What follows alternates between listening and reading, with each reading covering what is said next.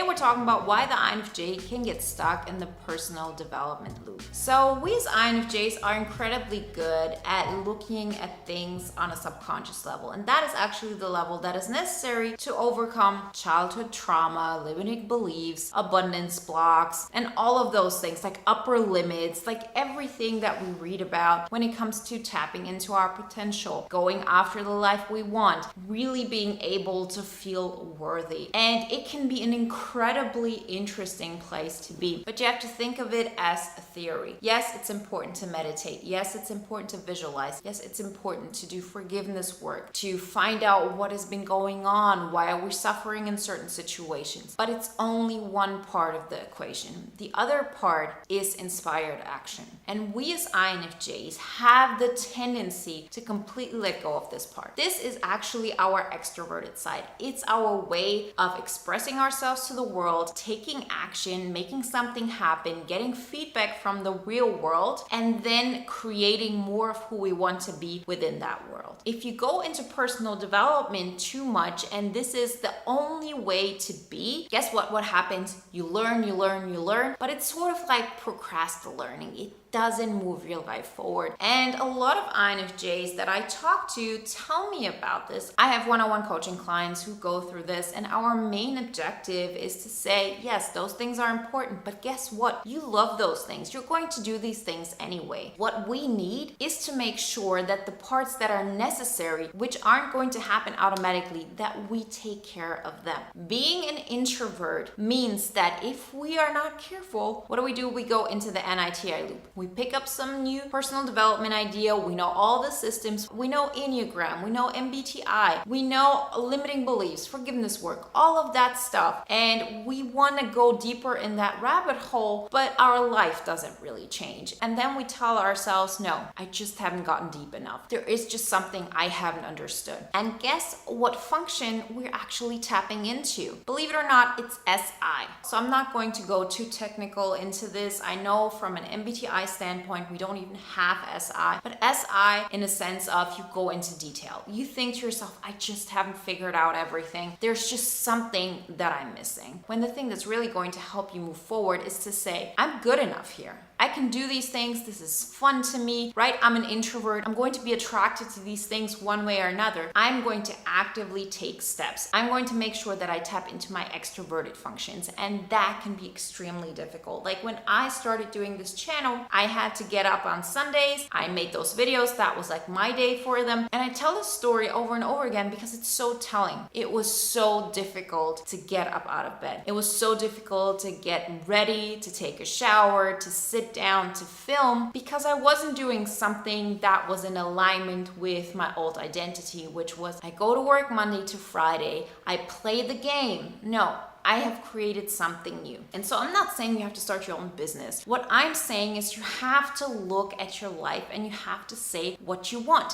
Ask yourself, what is the main reason I'm looking into personal development? What is missing in my life? Is it a sense of excitement? Is it that I want a better job? Is it that I want a better relationship? And those things are necessary to be defined and to think, what is the biggest aspect I can take on right now? I want all of these things. I always tell you as a great guideline are the 5 pillars to an INFJ epic life. We have a free poster. The link is in the description. Get it. It will help you just define for yourself where you stand in these areas, in your physical energy management, in your relationships, in your wealth management, in your vocation, and in your priority management, to find out what are the aspects that I need to work on. And then when you start taking action, guess what? The limiting beliefs will come up. The abundance blocks will come up. You will get mad at somebody and you will have to do forgiveness work. All of the things that you're so into when it comes to personal development, you will recognize, oh, this is where my NITI loop thing comes in, or all the things that you have already learned and that you love to learn. Those things are never wasted. But unless you have a context where you can apply them to, they will just stay theory. See, our limiting beliefs, for example, or the way we see our world, they have created the life we're living right now. Or actually, we ourselves have have created it, right? The circumstances, all of that, it's under our control, and it all is in combination with the limiting beliefs we do have. So of course, there is a possibility of a version of you existing that has so much more, that has better relationships, that is doing great financially, that is living in their purpose, everything is making sense. And that version of yourself has, of course, overcome certain limiting beliefs. And there is no like top to this. You always have to face certain aspects of yourself when you grow. Like, I'm not at this position where I feel like, oh, I've overcome everything. No, every single time I get to challenge myself doing something new, something that will allow me to be happier, letting go of any kind of relationships I had, friendships or acquaintances that are not making me happy, and I have feelings of guilt. Those are moments where I have to tap into like my knowledge of personal development and let that guide me to the next level. Going through the emotions, allowing these things to happen, write them out so I can become somebody who is content with the decision I'm making. So if you too feel like I'm doing so much in the personal development realm, I am reading so much, I'm watching these videos, I'm doing all of this, why isn't my life really happening the way I want? Just be first off totally proud of yourself that you're doing these things. That is not something that you ever have to quit. See, I'm doing these videos for like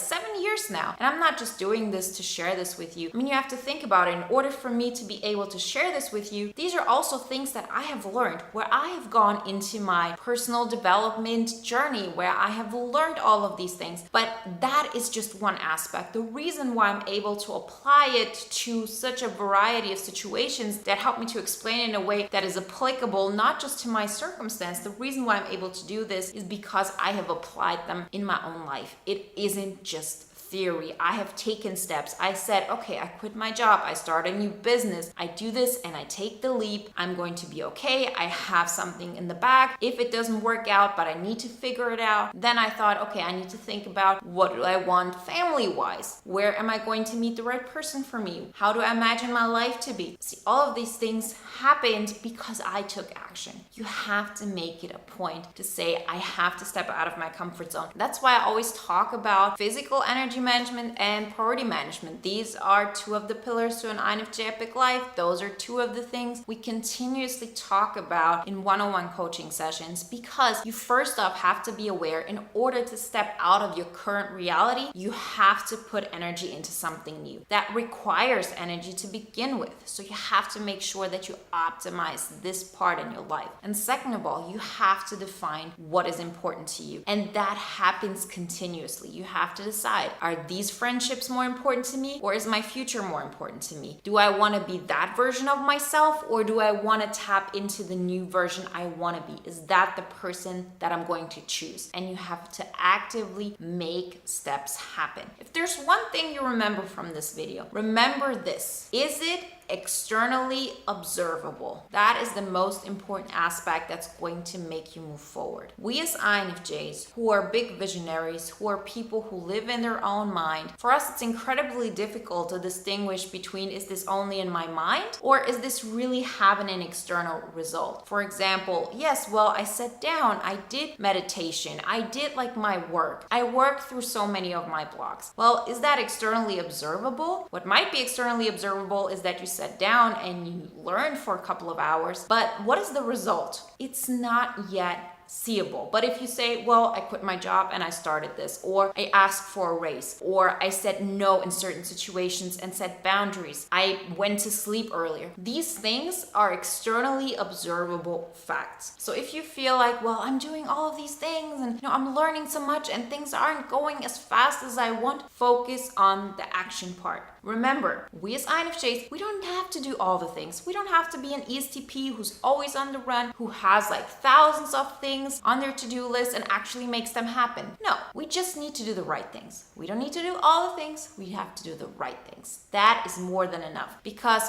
with the help of all the personal development work that we do, with all the videos, all the knowledge that we gather, and taking the right steps in our life, those simple certain steps that will make our life move forward, that will will bring you results that you never thought possible. If you want more help with this process and to help you move forward quicker, then work with me privately. All the information you find in the link in the description. And if you want to watch another video now that is in alignment with today's topic, then watch the video on why a true INFJ never regrets their NITI loops.